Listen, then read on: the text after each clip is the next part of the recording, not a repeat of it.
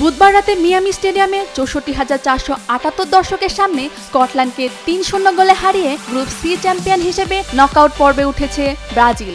তবে ম্যাচের গল্প শুধু জয় নয়, এটি ছিল ভিনিসিয়াস জুনিয়রের উজ্জ্বল পারফরম্যান্স এবং নেইমার জুনিয়রের আবেগঘন প্রত্যাবর্তনের রাত। ম্যাচের ৭ম মিনিটেই ব্রাজিলকে এগিয়ে দেন ভিনিসিয়াস।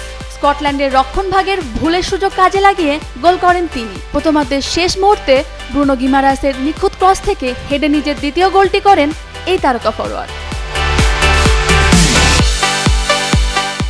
দ্বিতীয়ার্ধে ব্রাজিলের আধিপত্য আরও স্পষ্ট হয়ে ওঠে। গিমারায়েসের আরেকটি চমৎকার পাস থেকে গোল করে জয় নিশ্চিত করেন মাতেউস কুনিয়া। তবে রাতের সবচেয়ে বড় মুহূর্ত আসে ৭৬তম মিনিটে।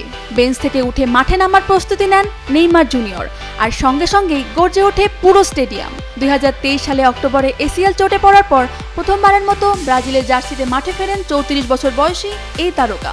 দীর্ঘ অপেক্ষা, কঠিন পুনর্বাসন আর অসংখ্য প্রশ্নের জবাব যেন তিনি দিলেন শুধুমাত্র মাঠে ফিরে।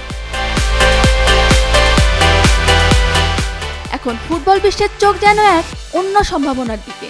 ড্রয়ের হিসেবে ব্রাজিল ও আর্জেন্টিনা টুর্নামেন্টের ভিন্ন দুই অংশে রয়েছে, ফলে দুই দলই নিজেদের পথ ধরে এগোতে পারলে ১৯ জুলাই নিউ ইয়র্কের মেটলাইফ স্টেডিয়ামে হতে পারে বহুল প্রতীক্ষিত ফাইনাল। একদিকে লিওনেল মেসি দুর্দান্ত ছন্দে আছেন, অন্যদিকে নেইমারও ফিরে এসেছেন। বহু বছর ধরে যেন স্বপ্নের আন্তর্জাতিক ফাইনালের অপেক্ষায় ফুটবল প্রেমীরা ছিলেন, সেটি এবার সত্যি হওয়ার সম্ভাবনা তৈরি হয়েছে। বিশ্বকাপ এখনও অনেক দূরের পথ বাকি, কিন্তু ব্রাজিলের জয় আর নেইমারের প্রত্যাবর্তনের পর বিশ্বজুড়ে ফুটবল সমর্থকদের মনে এখন একটাই প্রশ্ন: মেসি বনাম নেইমার, আর্জেন্টিনা বনাম ব্রাজিল, ফাইনালে কি সত্যি দেখা হবে? ঋত্বিকা সাধু, ডেইলি সান।